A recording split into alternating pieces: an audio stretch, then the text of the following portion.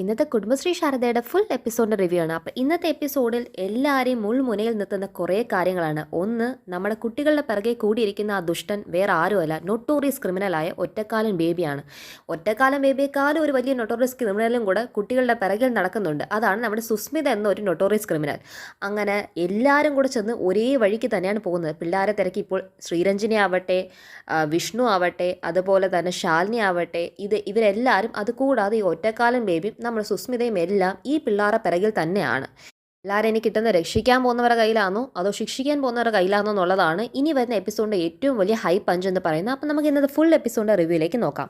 അപ്പോൾ ഇന്ന് സീരിയൽ തുടങ്ങുമ്പോൾ തന്നെ എന്താണ്, നമ്മുടെ ഒറ്റക്കാലം ബേബി കുട്ടികളുടെ മാല എന്താണ് ബസ്സിൽ വെച്ച് അടിച്ചു മാറ്റിയിട്ടുണ്ട്. അത് സ്വന്തം കൈ വെച്ചിട്ട് താൻ ഭയങ്കര സത്യസന്ധനാണ്, വിശ്വസ്തനാണെന്ന് വരുത്തി തീർക്കാൻ വേണ്ടി, കുട്ടികളുടെ വിശ്വാസം കൈപ്പറ്റാൻ വേണ്ടി. എപ്പോഴും അങ്ങനെയാണല്ലോ, കുട്ടികളുടെ വിശ്വാസം കൈപ്പറ്റിയാണല്ലോ ഈ പിറകെ നടന്ന് ചതിക്കുന്നവർ ചതിക്കുന്നത്. നമുക്ക് കുട്ടികളുണ്ടെങ്കിൽ നമ്മുടെ മക്കളോട് ഈ സീരിയലിൻ്റെ ഈ എപ്പിസോഡിൻ്റെ ഒരു കാര്യം വെച്ചെങ്കിൽ നമ്മൾ ഉപദേശിച്ചു കൊടുക്കണം. കാരണം പരിചയമില്ലാത്ത ആരെയും വിശ്വസിക്കാൻ പാടില്ല എന്നും, അതുപോലെ തന്നെ നമ്മൾ പരിചയമില്ലാത്ത വ്യക്തികൾ ചിലപ്പോൾ നമ്മുടെ വിശ്വാസം നേടാനായി പലതും ചെയ്ത് കൂട്ടിയിട്ട് നമുക്ക് അവർ നല്ലവരാന്ന് തോന്നിപ്പിച്ചിട്ട് നമ്മളെ ചതിക്കുമെന്നത് നമ്മൾ ആരും ഇന്ന് പിള്ളേർക്ക് പറഞ്ഞു കൊടുക്കാതെ ഇരിക്കരുത്. ഓക്കെ, അപ്പോൾ നമുക്ക് സീരിയലിൻ്റെ ബാക്കി പോവാം. അപ്പോൾ അവൻ എന്താണ് ഈ മാല അടിച്ച് മാറ്റി വെച്ചിരിക്കുകയാണ്. മാല അടിച്ച് മാറ്റി വെച്ചിട്ട് കണ്ടക്ടർ അപ്പോഴാണ് ചോദിക്കുന്നത്, ഇനി ആരെങ്കിലും ബസ് ടിക്കറ്റ് എടുക്കാനുണ്ടോ? അപ്പോഴത്തേക്കും പറയും, അതേ കണ്ടക്ടറെ, ഒരു മാല തന്നെ സ്വർണ്ണമാലയാന്ന് തോന്നുന്നത്, അതിൻ്റെ താഴെ വീണ് കിട്ടിയിട്ടുണ്ട് എന്ന് പറയുമ്പോഴത്തേക്കും കണ്ടക്ടർ, ആണല്ലോ സ്വർണ്ണമാലയാണല്ലോ, ബസ്സിൽ ആരെങ്കിലുമൊക്കെ മാലകൾ നഷ്ടപ്പെട്ടുണ്ടോ എന്ന് നോക്കി എന്ന് പറയുമ്പോഴത്തേക്കും നമ്മുടെ പപ്പിമോൾ എന്താണ് കഴുത്ത് തപ്പി നോക്കിയിട്ട്, എൻ്റെ മാല ആങ്കിളെ എന്ന് പറയുന്നുണ്ട്. ഉടനെ പറയുന്നുണ്ട്, വേറൊരു ബസ്സിനകത്തുള്ള ഒരു യാത്രക്കാരൻ പറയുന്നുണ്ട്, അടയാളം വല്ലതും ഉണ്ടെങ്കിൽ ചോദിക്കുക കണ്ടക്ടർ എന്ന് പറയുമ്പോഴത്തേക്കും ഈ ഒറ്റക്കാലം ബേബി വീണ്ടും പിള്ളേരുടെ വിശ്വസ്തത കണ്ടുപിടിക്കാൻ വേണ്ടി പറയുവാണ്, ഈ താൻ എന്തൊരു കണ്ടക്ടറാണോ, ഈ കുഞ്ഞു പിള്ളേർക്കൊക്കെയാണോ എന്താണ് ഈ മാലയുടെ അടയാളമൊക്കെ ചോദിക്കുന്നത്, അവരൊന്നും പിള്ളവായി കള്ളമില്ലടോ, അവർ സത്യം പറയത്തുള്ളൂ, മാല അത് സ്വർണ്ണത്തിന് വേണ്ടിയൊന്നും ഇവരൊന്നും കള്ളം പറയത്തില്ല, താൻ അത് അങ്ങോട്ടേ കൊടുത്തേ എന്ന് പറയുമ്പോഴത്തേക്കും കൊടുക്കുന്നുണ്ട്. അപ്പോഴത്തേക്ക് ഈ കൊച്ചി എന്താണ്, നമ്മുടെ പപ്പി മോള് താങ്ക് യു അങ്ങളെ എന്ന് പറഞ്ഞിട്ട് ഈ ഒറ്റക്കാലൻ ബേബി തിരിഞ്ഞു നോക്കണം. കാരണം പപ്പി മോളെ ഫ്ലാറ്റാക്കി അയാൾ വീഴ്ത്തി കഴിഞ്ഞു, പപ്പി മോളുടെ വിശ്വാസം നേടിക്കഴിഞ്ഞു. പക്ഷേ നമ്മുടെ സത്യമോൾ അതുപോലെയല്ല, മിടുക്കിയാണ്. പരിചയമില്ലാത്ത ആരെയും കണ്ട് പഠിക്കരുത്, അല്ലെങ്കിൽ അവരുമായിട്ട് കൂടുതൽ അടുക്കാൻ പോകരുത് എന്നുള്ള പൂർണ്ണ ധാരണയുണ്ട് പപ്പിയെടുത്ത്. എന്താണ് പപ്പി ഇങ്ങോട്ട് നേരെ നോക്കി തിരിഞ്ഞിരുന്നേ, എൻ്റെ അടുത്ത് പറഞ്ഞിട്ടില്ലേ, അതായത് പരിചയമില്ലാത്ത ആരോട് സഹകരിക്കില്ല, എൻ്റെ അടുത്ത് പറഞ്ഞിട്ടില്ലല്ലോ എന്ന് നമ്മുടെ എന്താണ് പപ്പിമോൾ പറയുമ്പോഴത്തേക്ക് സത്യമോൾ പറയുന്നുണ്ട്, എന്നാൽ ഇപ്പം പറഞ്ഞ് ഇനി പരിചയമില്ലാത്ത ആരുടെതും കൂട്ടുകൂടാൻ പോകണ്ട, നേരെ നോക്കിയിരുന്നേ എന്ന് പറയുന്നത്. എന്നാലും നമ്മുടെ പപ്പിമോൾ കേൾക്കാതെ കൂടെ കൂടെ അയാളെ തിരിഞ്ഞു നോക്കുന്നുണ്ട്, ചിരിക്കുന്നുണ്ട്. ബസ്സിൽ ഈ സമയം മീൻപാറ ഓൾമോസ്റ്റ് എത്താറായി കഴിഞ്ഞ്. അപ്പം പിന്നെ ബസ്സിനകത്താണെങ്കിൽ യാത്രക്കാരുടെ എണ്ണം കുറഞ്ഞ് വളരെ കുറച്ച് പേര് മാത്രമേ ഉള്ളൂ. അതായത് ഈ ഒറ്റക്കാലൻ ബേബി അവിടം വരെ ഇറങ്ങിയെന്ന് സാക്ഷി പറയാനോ അല്ലെങ്കിൽ ഇതിനൊക്കെ ഈ ബസ് കണ്ടക്ടറും ബാക്കിയുള്ള കുറച്ച് യാത്രക്കാർ മാത്രമേ ഇനി അവശേഷിക്കുന്നുള്ളൂ. അങ്ങനെ ബസ് മുന്നോട്ടേക്ക് പോകുന്നതാണ് കാണിക്കുന്നത്. അപ്പോഴാണ് പിന്നെ എന്താണ് ശ്രീരഞ്ജിനിയുടെ കോള് നമ്മുടെ രോഹിത്തിന് വരുന്നത്. ഹലോ രോഹിത് അല്ലേ? അതെ, ഇതാരാണ്? ഞാൻ ശ്രീരഞ്ജനിയാണ്, ADGP ശ്രീരഞ്ജനിയാണ്. നിങ്ങളുടെ മോളെ കാണാതായ കേസിൻ്റെ അന്വേഷണം ഇപ്പോൾ എനിക്കാണ്. അതെയോ മാഡം, എന്തായി മാഡം ചോദിക്കുമ്പോൾ പറയുന്നുണ്ട്, ഞാൻ സ്കൂളിൻ്റെ അടുത്ത് നിന്നുള്ള CCTVയും ബാക്കിയുള്ള കിട്ടിയ ഫുട്ടേജിൻ്റെ അടിസ്ഥാനത്തിനകത്ത് ഞങ്ങൾക്ക് മനസ്സിലാക്കാൻ പറ്റിയ കുട്ടികൾ മീൻപാറയിലേക്ക് പോയിട്ടുണ്ടെന്നാണ്. അപ്പോഴത്തേക്ക് നിങ്ങൾ അതിനകത്ത് ടെൻഷൻ അടിക്കേണ്ട, നമുക്ക് പിള്ളേരെ കണ്ടുപിടിക്കാവുന്നതേ ഉള്ളൂ എന്ന് എന്താണ് അവർ ബസ്സിൽ കയറി പോയിട്ടുണ്ടെന്ന് പറയുന്നുണ്ട്. ഉടനെ രോഹിത് എന്താണ് ഈ കാര്യം അടുത്തെന്ന് വിഷ്ണു ഡ്രൈവ് ചെയ്യുവാണ്. അപ്പം വിഷ്ണുവിൻ്റെ അടുത്ത് ഈ ഒരു കാര്യം പറയുന്നുണ്ട്. അപ്പം വിഷ്ണുവിന് ആദ്യം കേട്ടപ്പോൾ സമാധാനമായി. ബ്രോ എന്നാൽ ഇനിയിപ്പം പോലീസ് സ്റ്റേഷനിൽ പോകണ്ട. അപ്പം വിഷ്ണു ആദ്യം പറയുന്നുണ്ട്, സമാധാനമായാലും ശ്രീരഞ്ജിനി മാഡം ആയതുകൊണ്ടെന്ന് പറയുമ്പോഴത്തേക്കും, ബ്രോ ഇനി അങ്ങ് മീൻപാറയിലേക്ക് ഇട്ടാൽ മതി. മീൻപാറയിലേക്കോ?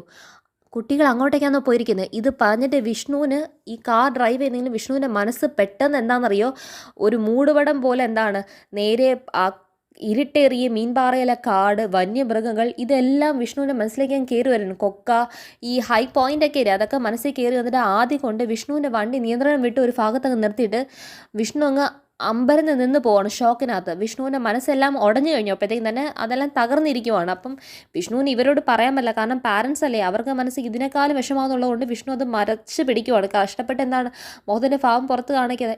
എന്ത് പറ്റി ബ്രോ എന്ന് പറഞ്ഞിട്ട് രോഹിതും ക്ഷാമയും ചോദിക്കുന്നുണ്ട്. കാരണം വണ്ടി നിയന്ത്രണം വിട്ട് നിന്നതല്ലേ. അപ്പോഴത്തേക്ക് ഒന്നുമില്ല. അപ്പം മീൻപാറയിലേക്കാണല്ലേ പിള്ളേർ പോയത്. വിഷ്ണു ആണെങ്കിൽ മനസ്സിലൊരു 1000 ദൈവങ്ങളെ വിളിച്ച് പ്രാർത്ഥിച്ചുകൊണ്ട് വണ്ടി വീണ്ടും മുന്നോട്ടേക്ക് എന്താണ് മീൻപാറയിലേക്ക് കത്തിച്ച് വിടുവാണ്. ഈ കത്തിച്ച് വിടുന്നതിൻ്റെ ഇടയ്ക്കകത്ത് തന്നെയാണ് നമ്മുടെ ശാലിനിയും വണ്ടി എന്താണ് അങ്ങോട്ടേക്ക് തന്നെ മീൻപാറയിലേക്ക് പോകുന്നുണ്ട്. ശാലിനി പോകുന്നുണ്ട്, ഇപ്പം വിഷ്ണു പോകുന്നുണ്ട്. ഇനി കുറച്ച് കഴിയുമ്പോൾ നമ്മുടെ വില്ലത്തി സുസ്മിതയും അവിടെ തന്നെ ഉണ്ടെന്നുള്ള കാര്യം നമുക്ക് മനസ്സിലാക്കാൻ പറ്റും. അങ്ങനെ ബസ് വന്ന് കറക്റ്റ് മീൻപാറ സ്റ്റോപ്പിലേക്ക് ഇറങ്ങിക്കഴിഞ്ഞു. മീൻപാറ സ്റ്റോപ്പിൽ ഇറങ്ങിയതും മീൻപാറ എത്തി, എല്ലാവരും ഇറങ്ങി വേഗം വേഗം വേഗം എന്ന് പറഞ്ഞിട്ട് ബസ്സിൻ്റെ കണ്ടക്ടർ പറയുമ്പോഴത്തേക്കും ഈ കുട്ടികളും എന്താണ് ഇറങ്ങി കഴിഞ്ഞ്. എന്നിട്ട് എന്താണ് നമ്മുടെ സത്യമോക്ക് ഇനി ബാലൻസ് പൈസ കിട്ടാമെന്നല്ലോ ഉണ്ടല്ലോ, അതായത് 500 രൂപയുടെ നോട്ടാണ് കൊടുത്തപ്പോൾ ബാലൻസിന്. അങ്ങളെ മോക്കൊക്കെ ബാലൻസ് തരാനുണ്ട് അല്ലേ എന്ന് പറഞ്ഞിട്ട് എന്താണ് കണ്ടക്ടർ മൊത്തം ബാലൻസ് തന്നിട്ടുണ്ട് കേട്ടോ, മക്കൾക്ക് ഇവിടെ ആരെങ്കിലും അറിയാവോ? അപ്പോഴത്തേക്കും നമ്മുടെ പപ്പിമോള് ചോദിക്കുന്നു, അങ്ങളെ ഇനി ഈ ബസ് എപ്പം വരും, ഇനി ഈ ബസ് എപ്പം പോവും, അത് കഴിഞ്ഞാൽ പിന്നെ എപ്പം വരും ചോദിക്കുമ്പോഴത്തേക്കും കണ്ടക്ടർ പറയുന്നു, ഇനി അരമണിക്കൂർ കഴിയുമ്പോൾ ഞങ്ങൾ എന്താണ് ഇവിടുന്ന് ബസ് പോകും. അപ്പം പിന്നെ ഇപ്പോഴാണ് പിന്നെ ഞങ്ങൾ വരുന്നത് ഒരു ഉച്ചയാകുമ്പോഴത്തേക്കും ഒന്നും കൂടെ വരും, ഉച്ചയ്ക്ക് വന്നിട്ട് ഞങ്ങൾ പിന്നെ അങ്ങ് പോകും, പിന്നെ പോയി കഴിഞ്ഞാൽ പിന്നെ വരുന്നത് വൈകിട്ട് 5 മണിക്ക്. 5 മണിക്ക് വന്നാൽ പിന്നെ തിരിച്ച് പോക്കൊന്നുമില്ല, കാരണം ഈ മീൻപാറ എന്ന് പറയുന്നത് ഭയങ്കര കടുത്ത ഫോറസ്റ്റാണ് മക്കളെ. ഇവിടുത്തെ കാട്ടിലെ ഒറ്റയാനും മൃഗങ്ങളും എല്ലാം കൂടെ റോഡിൽ ഇറങ്ങി ബസ് വരെ കുത്തി മറിച്ചിടും. അതുകൊണ്ട് പിന്നെ ഇവിടുന്ന് രാത്രി പോകുന്ന ഒട്ടും സേഫ് അല്ല. അതുകൊണ്ട് ഞങ്ങൾ പിന്നെ വന്നാൽ പിന്നെ തിരിച്ച് യാത്രയില്ല, വൈകിട്ട് വന്നാൽ ഇവിടെ തന്നെ. അയ്യോ എന്ന് പറഞ്ഞിട്ട് എന്താണ് ഇവർ കേട്ടോണ്ടിരിക്കുക. അപ്പോഴത്തേക്കും ഈ ഒറ്റക്കാലം ബേബി ഇവരുടെ പിറകെ തന്നെ ഇറങ്ങിയിട്ട് എന്താണ് പിള്ളേരുടെ അടുത്ത് പറയുമെന്ന്, പിള്ളേരെ ചോദിക്കുന്നൊരു കണക്ക്, നിങ്ങൾക്ക് ഇവിടെ പരിചയമുള്ള ആരും ഉണ്ടോ, നിങ്ങൾ എന്തിനാണ് ഇവിടെ വന്നത്, ഇത് ആദ്യമായിട്ടെന്നോ? അങ്കിളെ ഞങ്ങൾ ആർട്ടിസ്റ്റുകളെ കാണാൻ വന്നത്, അങ്കിളിനെ അറിയാം ആർട്ടിസ്റ്റുകളുടെ വീട് എന്ന് നമ്മുടെ പപ്പി ചോദിക്കുമ്പോഴത്തേക്കും ഈ ഒറ്റക്കാലം ബേബി പറയും, എനിക്കറിയാടോ ആർട്ടിസ്റ്റുകളുടെ വീട്, ഞാൻ കൊണ്ടുപോയിക്കോളാം എന്ന് പറഞ്ഞിട്ട് എന്താണ് ഈ കണ്ടക്ടറിൻ്റെ വിശ്വാസം നേടി ഈ പിള്ളേരെ ഇയാൾ തന്നെ സേഫായിട്ട് കൊണ്ടെത്തിക്കും എന്ന ഒരു വിശ്വാസം ഉണ്ടാക്കിയെടുത്തിട്ട് ഇയാൾ ഈ പിള്ളേരുടെ അടുത്ത് പോകുന്ന പറയുന്നത്. പപ്പി മോള് ഇയാളുടെ പറച്ചിൽ കേട്ട് പോകാൻ തയ്യാറാണെങ്കിലും നമ്മുടെ സത്യമോൾ അയാൾ നിർത്തി ആദ്യം ചോദ്യം ചെയ്യുവാണ്, അങ്കിളിൻ്റെ ആർട്ടിസ്റ്റ് അങ്കിളിൻ്റെ വീടറിയോ, എന്നാൽ ആർട്ടിസ്റ്റ് അങ്കിളുടെ പേരൊന്ന് പറഞ്ഞേ. അത് ഉടനെ അയാൾ പറയുന്നുണ്ട്, എനിക്ക് ആർട്ടിസ്റ്റ് അങ്കിൾ നന്നായിട്ട് അറിയാം, പിന്നെ എനിക്കറിയാവുന്നതല്ലേ. അപ്പോൾ എന്നാൽ ആർട്ടിസ്റ്റ് അങ്കിളുടെ പേരൊന്ന് പറ. പേര് ഞാനിപ്പം മറന്നുപോയി, പേരൊക്കെ എന്തിനാ മക്കളെ, ഞാൻ നിങ്ങളെ കൊണ്ടാക്കിയാൽ പോരെ എന്ന് പറയുമ്പോഴത്തേക്കും പപ്പി നീ വാ നമുക്ക് പോകാമെന്ന് പറഞ്ഞൊരു സത്യം എന്താണ് നമ്മുടെ പപ്പി മോളുടെ കയ്യും പിടിച്ചിട്ട് മുന്നേക്ക് പോകുമ്പം ഇയാൾക്ക് അങ്ങ് ദേഷ്യം വന്ന് ഇയാളുടെ കയ്യിൽ ആ ഊന്നുവടി എടുത്ത് ഈ പിള്ളേരങ്ങ് തടഞ്ഞു നിർത്തുവാണ്. ഉടനെ നമ്മൾ പപ്പി മോള് കരയാൻ തുടങ്ങി. ഉടനെ സത്യമോൾക്ക് ഈ ട്രിക്ക് മനസ്സിലായിട്ട് സത്യമോള് പറഞ്ഞ് പപ്പി നീ കരയണ്ട, അങ്കിൾ നമ്മളെ കൊണ്ടുപോകുന്നല്ലേ എന്ന് പറഞ്ഞ് ഇയാളെ ഒന്ന് കബളിപ്പിച്ച് അയാളുടെ കൂടെ തന്നെയാണ് ഞങ്ങൾ വരുന്നതെന്ന് അയാൾക്കൊരു മനസ്സിലേക്ക് ഒരു വീക്ക് പോയിന്റ് തോന്നിപ്പിക്കത്തില്ലേ, എൻ്റെ വലയിൽ വീണു എന്ന് തോന്നിപ്പിച്ചിട്ട് നമ്മുടെ സത്യമോള് പപ്പിയുടെ കൈ പിടിച്ചിട്ട് ഓടിക്കോ പപ്പി എന്ന് പറഞ്ഞിട്ട് ഒറ്റ ഓട്ടം വെക്കണം. അങ്ങനെ ഓടി ഒരു ഇടവഴിയുടെ ഭാഗത്തൂടെ കയറി പിള്ളേർ അവിടം വരെ എത്തി. അപ്പോഴത്തേക്കും തറയിൽ കൂടെ എന്താണ് നല്ല കാട്ടിലെ നല്ല അട്ടകളും എല്ലാം ഇഴയുന്നൊക്കെ കാണിക്കുന്നുണ്ട്. അപ്പോഴാണ് വേറൊരാൾ കൂടെയും കൊണ്ട് ആ വഴി കൂടെ വരുന്നത്.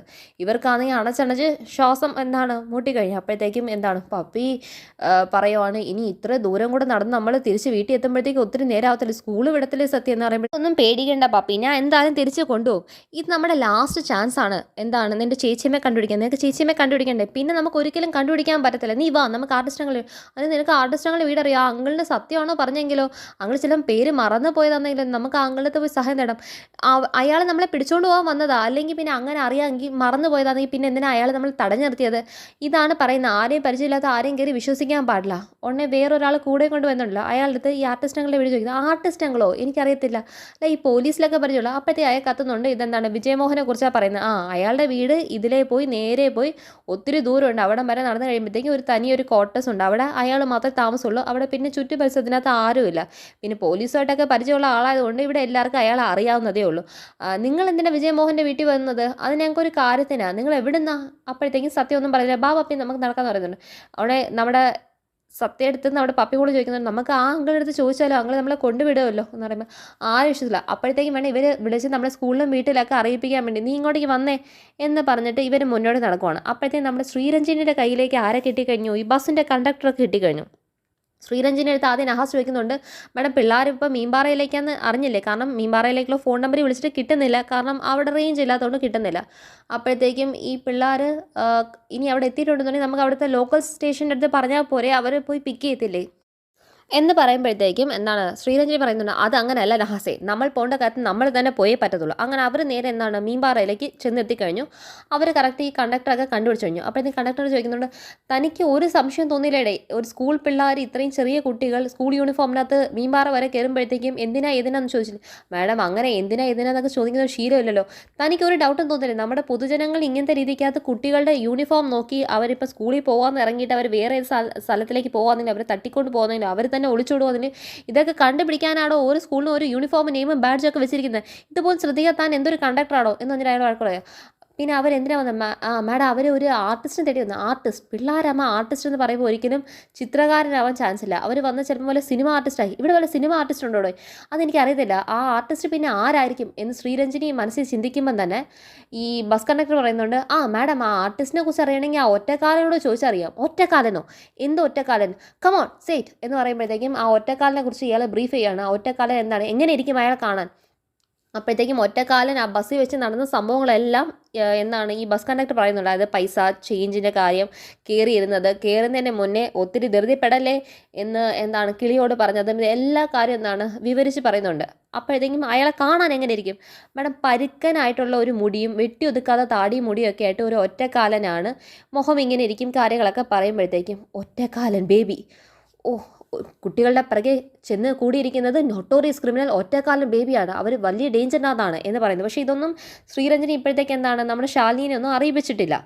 പിന്നെ കാണിക്കുന്ന നമ്മുടെ പിള്ളേരെന്താ നടന്ന് ക്ഷീണിച്ച് കഴിഞ്ഞു. അപ്പോഴത്തേക്കും എന്താണ്, എനിക്ക് വിശക്കുന്നു, ഞാൻ എന്താണെങ്കിൽ വല്ലതും കഴിക്കട്ടെ എന്നിട്ട് അപ്പം ബിസ്ക്കറ്റ് എടുത്ത് അവിടെ ആ തറയിൽ തന്നെ ഇരുന്ന് എന്താണ് ഈ കുട്ടികൾ ബിസ്ക്കറ്റൊക്കെ കഴിക്കുകയാണ്. ബിസ്ക്കറ്റ് വെള്ളം കഴിക്കും.